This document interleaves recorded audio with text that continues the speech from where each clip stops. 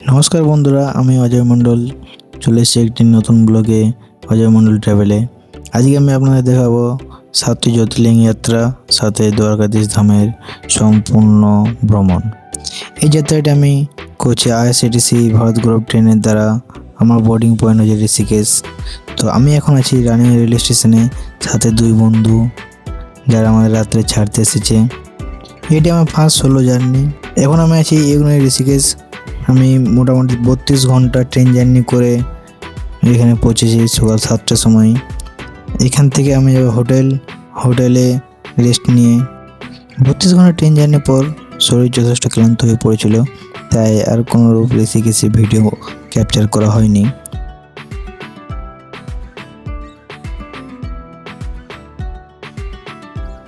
এখন আমি আছি ইউনাইটেড ঋষিকেশ রেলওয়ে স্টেশনে। এই যে পাশে দেখতে পাচ্ছেন, এই ট্রেনটি যায় সেটি ভারত গৌরব ট্রেন। এই ট্রেনটি ছাড়বে 5টা 55-তে। এই ট্রেনে করে আমরা 7টি জ্যোতির্লিঙ্গ দর্শন সাথে দ্বারকাধীশ ধামের দর্শন করব। চলুন আপনাদের ট্রেনটির একটি ঝলক দেখাই। এই ট্রেনটিতে আছে 9টি স্লিপার কোচ, একটি থার্ড এসি কোচ ও একটি সেকেন্ড এসি কোচ, এবং মিডিলে আছে প্যান্ট্রি কার, যেখানে আমাদের প্রত্যেক দিনের খাবার ফ্রেশলি প্রিপেয়ার হবে। এই ট্রেনটির নাম্বার হচ্ছে 00436, যেটি এনটিএস ওয়েবসাইট দ্বারা লাইভ ট্র্যাক করা যাবে।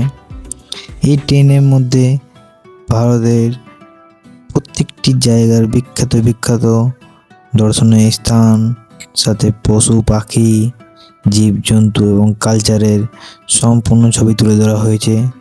দেখতে ট্রেনটি খুবই সুন্দর লাগছে, আপনাদেরকে দেখাচ্ছি এই ট্রেনটা। আমাদের সিট নাম্বার হচ্ছে S8-এর 22 নাম্বার আপার, যেটি আপনারা ট্রেনের ইনচার্জের কাছ থেকে 2-3 দিন আগে পেয়ে যাবেন। এই প্যাকেজটি আপনারা আইআরসিটিসি ট্যুরিজম ওয়েবসাইট থেকে বুকিং করতে পারেন। 7 জ্যোতির্লিঙ্গ যাত্রা, 11টা রাত ও 12টা দিনের এই যাত্রা। প্রাইস বলতে গেলে হচ্ছে স্লিপারে 24,100 টাকা, থার্ড এসি 40,890 টাকা, আর সেকেন্ড এসি 54,390 টাকা। ইউনি ঋষিকেশ থেকে এই ট্রেনটি ছাড়বে। 10টি হল্ট আছে। লাস্ট হল্ট হচ্ছে ললিতপুর। তারপর থেকে কোনো আমাদের বোর্ডিং হবে না। এটা হচ্ছে ট্রেনের প্যান্ট্রি কার, যেখান থেকে আগামী 12 দিনের ট্রেনের মধ্যে ব্রেকফাস্ট, লাঞ্চ, ডিনার, চা, কফি ইত্যাদি পরিবেশন করা হবে। ইউনিভার্সিটি ঋষিকেশ স্টেশন থেকে যে সমস্ত পুণ্যার্থীরা বোর্ডিং করছেন তাদের জন্য, তাদের সম্মানিত করার জন্য ফুলের মালা ও ঢোল বাদ্যযন্ত্রের সাহায্যে তাদের স্বাগত করা হচ্ছে। এই যে দেখতে পাচ্ছেন, ট্রেনের ইনচার্জ এবং সকল পুণ্যার্থীরা খুবই সুন্দরভাবে এই মুহূর্তটাকে এনজয় করছেন।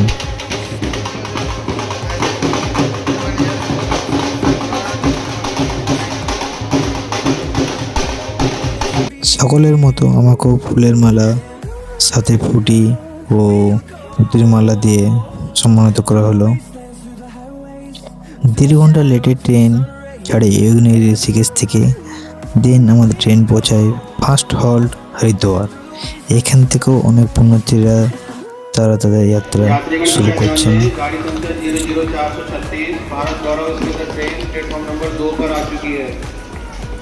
এই যাত্রাটিতে আমি এসেছিলাম একা, কিন্তু আমার সাথে পরিচিত হয় ইউনিভার্সিটি ঋষিকেশে অঙ্কুশদার সাথে, সৌরভের সাথে হরিদ্বার থেকে পরিচিত হয় মোদিদের সাথে। এর সাথে আরও 2 বন্ধুর সাথে পরিচিত হয়। এখন আমরা আছি মুরাদাবাদ স্টেশনে। নিত্যদিনে পুজো অর্চনা করার জন্য ট্রেনের মধ্যেই পুজো করার জন্য সম্পূর্ণ ব্যবস্থা করা হয়েছে। আমরা সেটি ঘুরতে এসেছিলাম, যে কীরূপ সেটি দেখার জন্য। ये सब यहाँ पे जुआ खेल रहे हैं, देख लो भाई।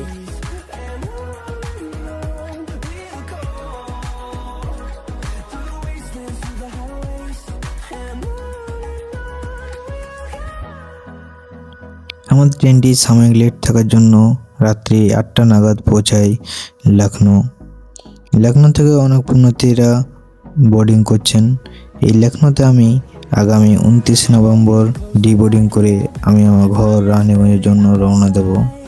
দেখতেই পাচ্ছেন অসংখ্য পুণ্যার্থীর সমাগম। পাশের দোকান থেকে আমার বন্ধুরা চিজ বার্গার নিচ্ছেন।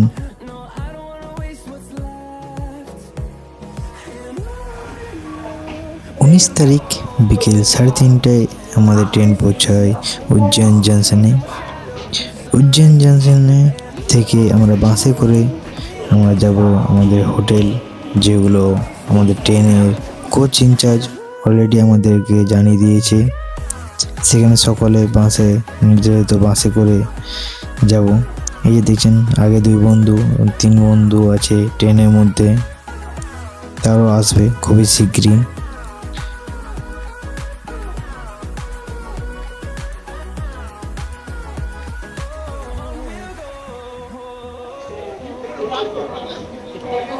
বাসে করে আমরা যাব আমাদের নির্ধারিত হোটেল গঙ্গা প্যালেস।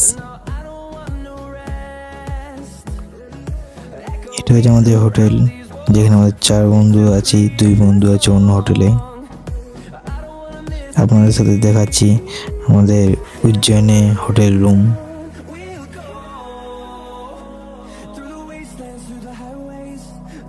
এটা যেন বন্ধু 208 আর 209 আমাদের।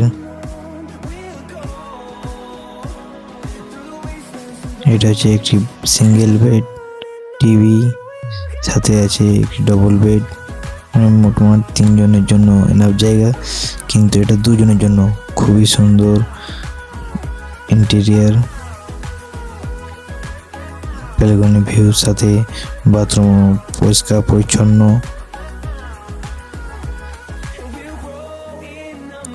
সাথে ডেক ও আয়না, খুবই সুন্দর ভিউ। ফ্রেশ হয়ে হোটেল থেকে আমরা বেরিয়ে পড়ি মহাকালেশ্বর জ্যোতির্লিঙ্গ দর্শনের উদ্দেশ্যে। আমরা 4 বন্ধু যেহেতু একটু দূরে ছিলাম মন্দিরের থেকে, তাই আমরা অটো করে যাচ্ছি মহাকাল করিডোরের দিকে। সেখানে ব্যাগ, মোবাইল ইত্যাদি যে জমা করার কোনো ব্যবস্থা থাকে, তাহলে সেগুলো জমা করে আমরা দর্শন করে নেব। এই 7 জ্যোতির্লিঙ্গ যাত্রা যে সমস্ত জায়গার ফুটেজ আমি ক্যামেরায় রেকর্ড করে নিই, তা আপনি আমার ইনস্টাগ্রাম ও ফেসবুক হ্যান্ডেলে পেয়ে যাবেন। ইনস্টাগ্রাম ও ফেসবুক অবশ্যই ফলো করুন, সেখানে এই যাত্রার সম্পূর্ণ পোস্ট, সেখানকার জায়গা, নাম সমেত উল্লেখ করা আছে, তাই দয়া করে ইনস্টাগ্রাম ফেসবুকে ফলো করে নিন। আমরা যে সময় মন্দিরে পৌঁছাই, সেই সময় মন্দিরে সন্ধ্যা আরতি শুরু হয়েছিল। তাই আমরা বন্ধুরা মিলে প্ল্যান করি যে মন্দিরের যে গার্জিয়ান কাল ভৈরব, সেখান থেকে আমরা ঘুরে আসি এবং তার সাথে সাথে আরও কিছু মন্দিরে দর্শনও করে আসি।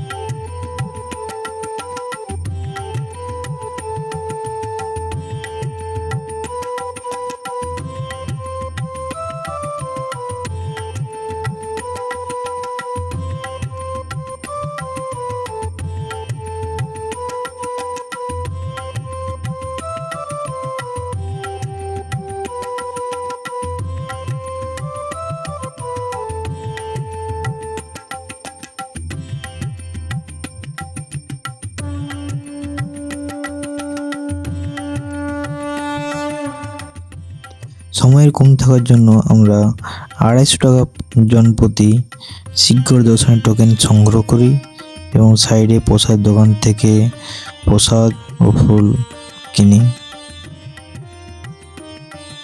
যেহেতু এটা ছিল শীঘ্র দর্শন, তাই আমাদের খুব বেশি দেরি হয়নি। মোটামুটি 5 মিনিটের মধ্যে আমাদের শ্রী মহাকালের দর্শন সম্পন্ন হয়েছিল।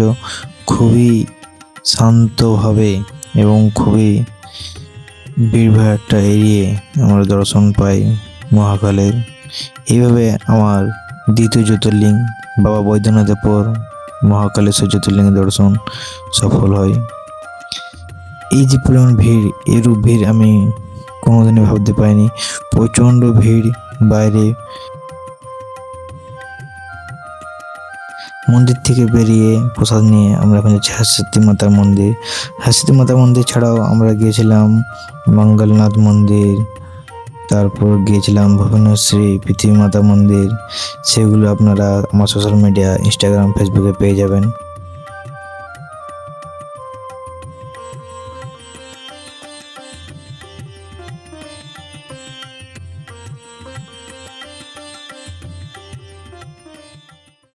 শ্রী মহাকালেশ্বর জ্যোতির্লিঙ্গ থেকে ওমকারেশ্বর জ্যোতির্লিঙ্গের দূরত্ব হচ্ছে 150 কিলোমিটার। তাই আমরা সকালে নাস্তা করে বেরিয়ে পড়েছিলাম, দিয়ে দুপুরে মধ্যখানে আমাদের ভোজনের ব্যবস্থা করা হয় একটি লজের মধ্যে। খাওয়া দাওয়া সেরে আমরা পুনরায় বেরিয়ে পড়ি বাসে করে। ওমকারেশ্বর জ্যোতির্লিঙ্গ পৌঁছে সেখানে বাস স্ট্যান্ড থেকে নেমে আমরা যাই নর্মদা নদী, সেখানে স্নান করে আমরা যাই দর্শনের উদ্দেশ্যে।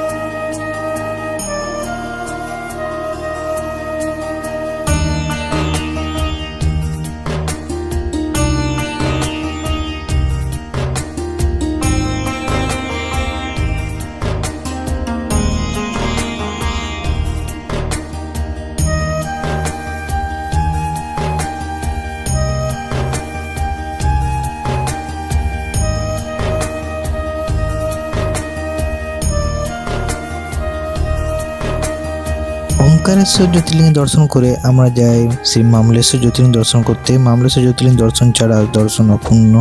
শ্রী ওমকারেশ্বর জ্যোতির্লিঙ্গ ও মামলেশ্বর জ্যোতির্লিঙ্গ দর্শন করে আমরা রাত্রি খাওয়া দাওয়া করে উজ্জয়ন জংশন পৌঁছি রাত্রি 11টা নাগাদ। সেখান থেকে আমরা ট্রেন পৌঁছাই পরবর্তী গন্তব্য দ্বারকা। এখন আমরা আছি দ্বারকাতে।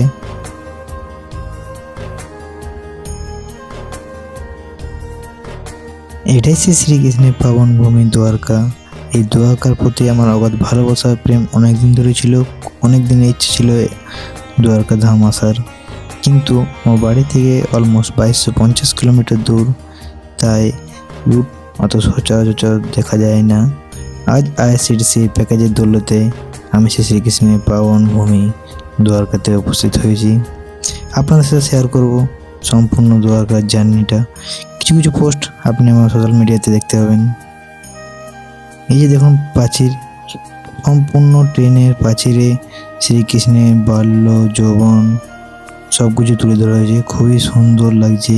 এরূপ দৃশ্য সচরাচর কোনো ট্রেন স্টেশন দেখতে পাওয়া যায় না। খুবই পরিষ্কার পরিচ্ছন্ন।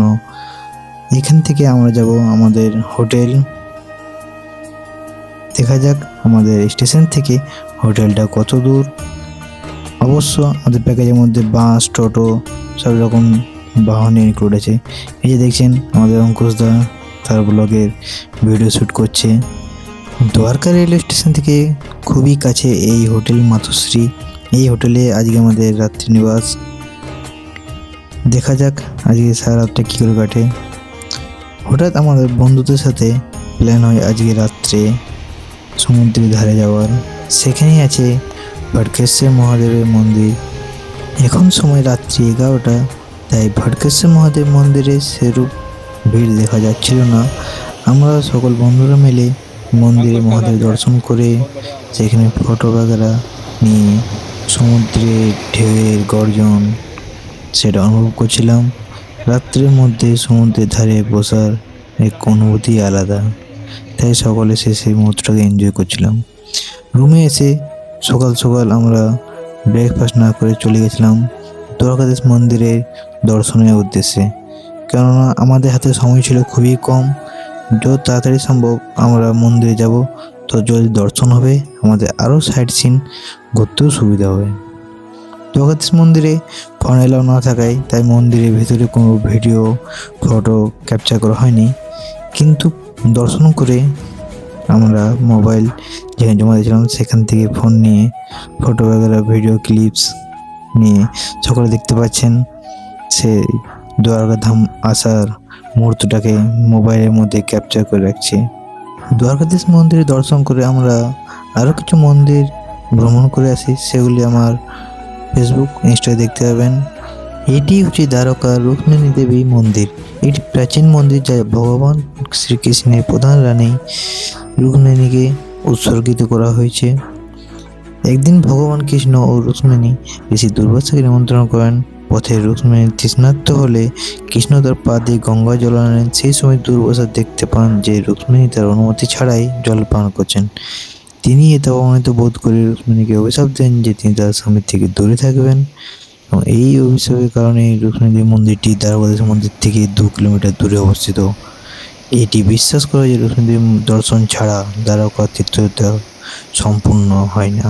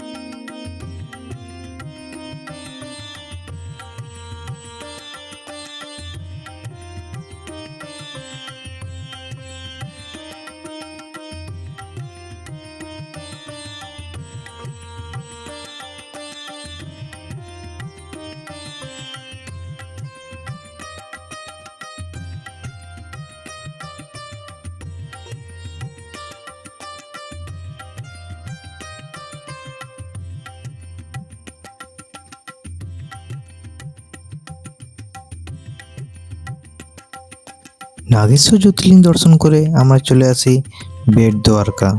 নাগেশ্বর জ্যোতির্লিঙ্গ থেকে বেট দ্বারকা দূরত্ব হচ্ছে 23 কিলোমিটার। এটাই হচ্ছে দ্বারকাধীশের মেন মন্দির বেট দ্বারকাতে। এখানেই তার সাথে তার ছোটোবেলার বন্ধু সুদামার বেট মানে সাক্ষাৎ হয়, তাই এটি বেট দ্বারকা নামে জানা যায়। এই মন্দিরে অসংখ্য ভিড় লক্ষ্য করা যায়। আমার হাতে সময় কম থাকায় আমরা বাইপাস লাইন হয়ে খুব সহজে দর্শন করে নিই।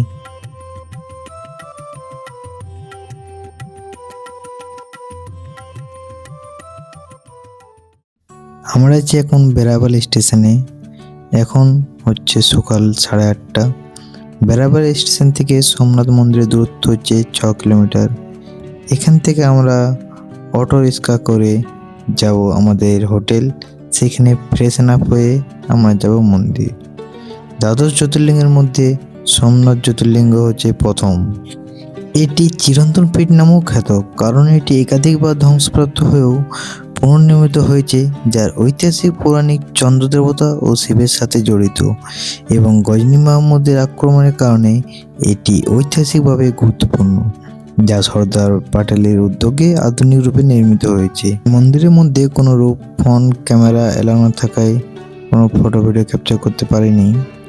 আমরা সোজা সোমনাথ জ্যোতির্লিঙ্গ দর্শন করে চলে এসেছিলাম বাণগঙ্গা। এটি হচ্ছে সেই বাণগঙ্গা যেখান থেকে জোড়া নামক এক শিকারী শ্রীকৃষ্ণের পায়ে তীরবিদ্ধ করেন। পুরাণ অনুসারে এই জোড়াবেদ পূর্বজন্মে ছিলেন বানররাজ বালি।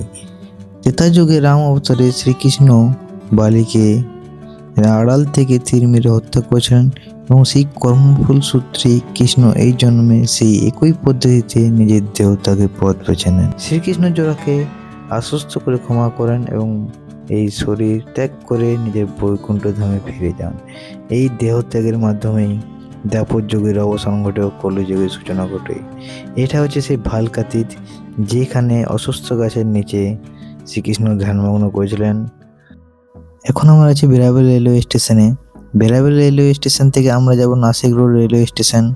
আমাদের এই 7টি জ্যোতির্লিঙ্গ যাত্রার মধ্যে মহাকালেশ্বর জ্যোতির্লিঙ্গ, ওমকারেশ্বর জ্যোতির্লিঙ্গ, নাগেশ্বর জ্যোতির্লিঙ্গ ও সোমনাথ জ্যোতির্লিঙ্গ দর্শনের মাধ্যমে 4টি জ্যোতির্লিঙ্গ দর্শন আমাদের কমপ্লিট। এরপরে আমাদের জ্যোতির্লিঙ্গ হচ্ছে ত্র্যম্বকেশ্বর জ্যোতির্লিঙ্গ। বেরাবল থেকে অ্যাপ্রক্স 650 কিলোমিটার দূর হচ্ছে নাসিক রোড রেলওয়ে স্টেশন।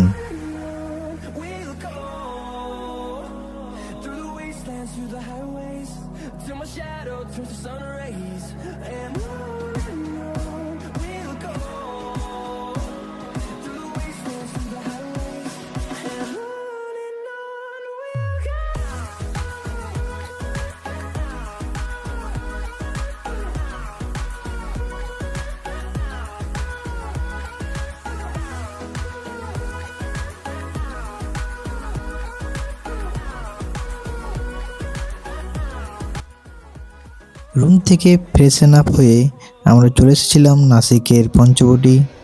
এইখানে কর্পূরেশ্বর মহাদেবের স্বয়ম্ভু লিঙ্গ দর্শন করে আমরা গোদাবরী নদীর ধারে কিছুক্ষণ বসেছিলাম। এই গোদাবরী নদীতেই সন্ধ্যেবেলায় হবে সন্ধ্যা আরতি। গঙ্গায় যেমন গঙ্গা আরতি খুবই বিখ্যাত, এই নাসিকে গোদাবরী আরতি খুবই জনপ্রিয়, যেটি আমি আপনাদের কিছুক্ষণের মধ্যেই দেখাবো।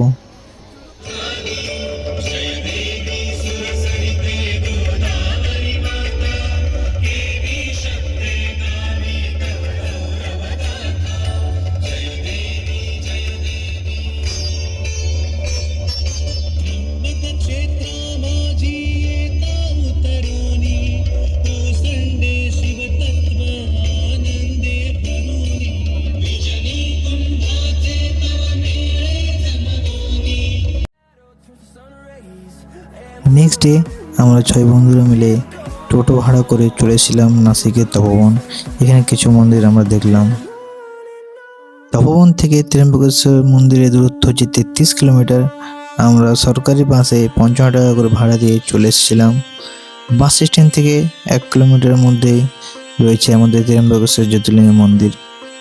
এখানে দেখি কোথাও স্নান টান সেরে আমরা মন্দিরে বাবা ত্র্যম্বকেশ্বরের দর্শনের জন্য চলে যাব। এটি হচ্ছে একমাত্র জ্যোতির্লিঙ্গ যেখানে শুধুমাত্র মহাদেব নন, ব্রহ্মা বিষ্ণু বিরাজমান। ত্রিদেবের সাক্ষাৎ দর্শন দেখতেই পাচ্ছেন আপনারা।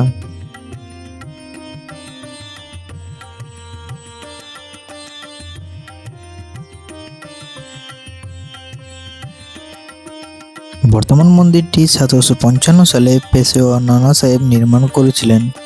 এটি মারাঠা স্থাপত্যশৈলীর এক অনন্য নিদর্শন। মন্দিরের কাছে রয়েছে ব্রহ্মগিরি পাহাড় এবং এই পাহাড় থেকে দক্ষিণ ভারতে গঙ্গা নামে পরিচিত গোদাবরী নদীর উৎপত্তি হয়েছে। এই পাহাড়ে ট্রেকিংও করা যায়, কিন্তু আমাদের সময় কমতে থাকার জন্য পাহাড়ের ট্রেকিং অসম্পূর্ণ রইল। আগামী কোনো সময় যদি আসা হয় তাহলে অবশ্যই পাহাড়ের ট্রেকিংও আপনাদের সঙ্গে সেই অনুভূতিটাও শেয়ার করব।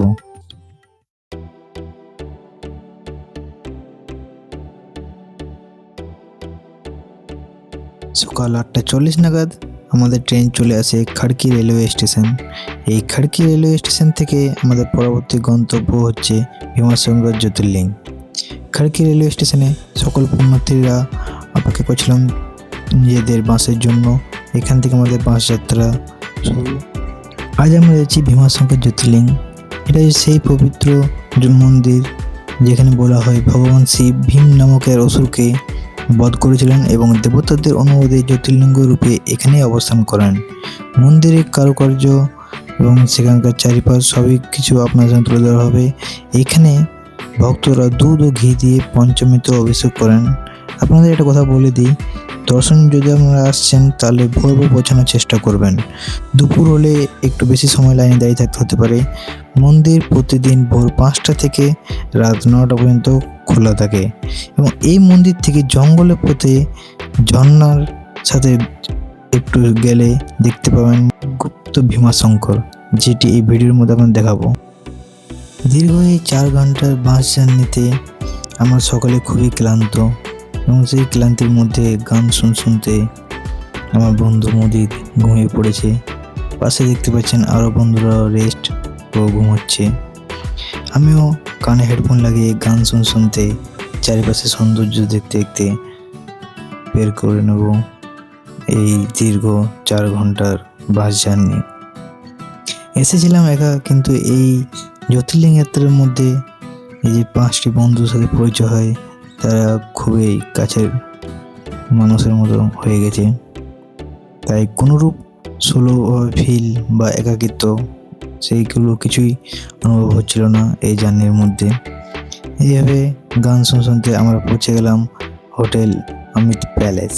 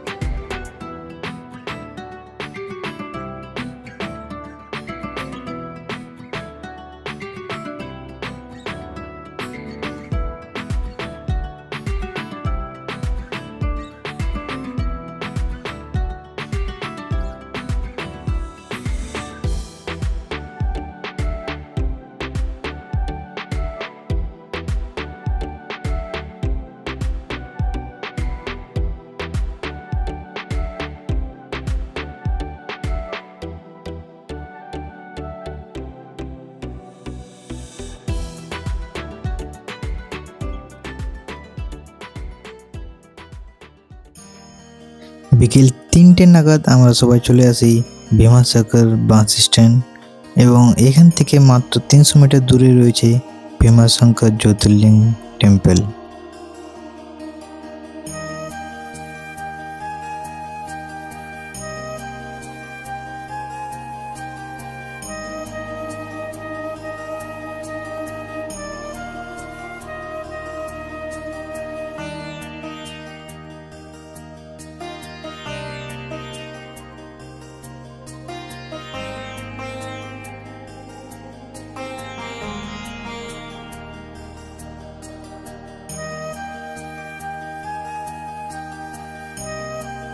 মন্দির থেকে একটু এগিয়ে এলেই দেখতে পাবেন গুপ্ত ভীমাশঙ্কর যাওয়ার রাস্তা।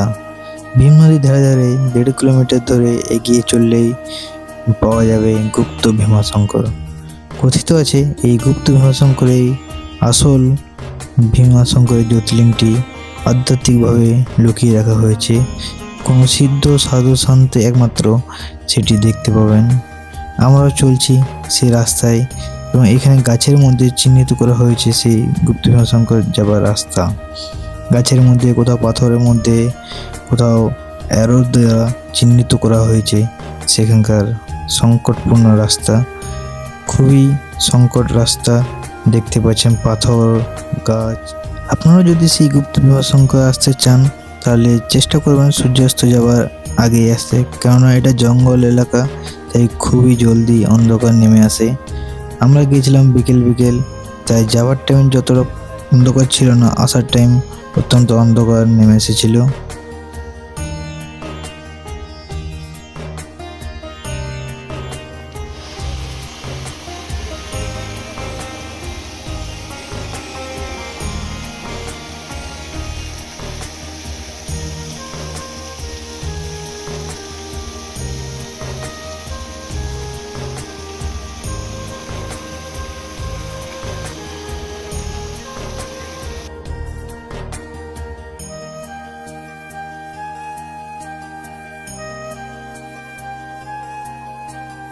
দুপুর 12টা নাগাদ আমাদের ট্রেন এসে পৌঁছায় ছত্রপতি সম্ভাজিনগর রেলওয়ে স্টেশন উর্ফ ঔরঙ্গাবাদ। এখান থেকে বাসে করে যাব বিঘ্নেশ্বর জ্যোতির্লিঙ্গ।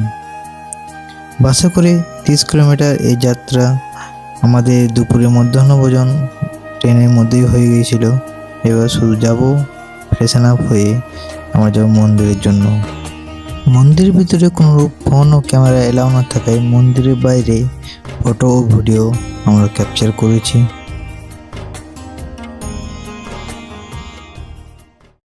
কৃষ্ণেশ্বর জ্যোতির্লিঙ্গ থেকে মাত্র 1 কিলোমিটার দূরে রয়েছে ইলোরা কেভ।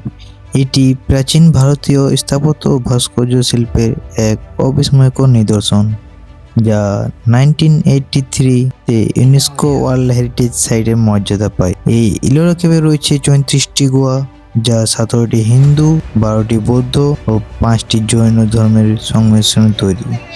এই গুহাগুলির মধ্যে মেন হচ্ছে 16 নম্বর গুহা কৈলাস মন্দির। এটি ইলোরার সবচেয়ে বড় বিস্ময়কর। পাহাড়ের উপর থেকে নিচ পর্যন্ত মাত্র একটি বিশাল পাথর কেটে এই মন্দিরটি তৈরি করা হয়েছে, যা কোনো আধুনিক যন্ত্র ছাড়াই অবিশ্বাস্য দক্ষতা পরিচয় দেয়। শিবের উদ্দেশ্যে নিবেদিত এই মন্দিরটি গ্রিসের পার্থেনন মন্দিরের চেয়েও আয়তনে দ্বিগুণ। এটি হলো সেই বিশ্বখ্যাত কৈলাস মন্দির, যেটি ইলোরা কেভের মধ্যে 16 নম্বর গুহাতে দেখতে পাওয়া যায়।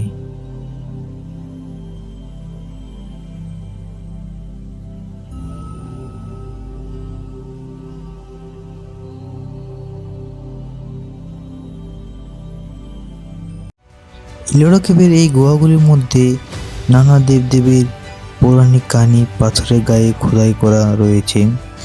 16 নম্বর গুহা ছাড়াও 15 নম্বর গুহা বা দশাবতার গুহা এবং 29 নম্বর গুহা বা ধুমালেনা এখানকার অন্যতম আকর্ষণীয় জায়গা।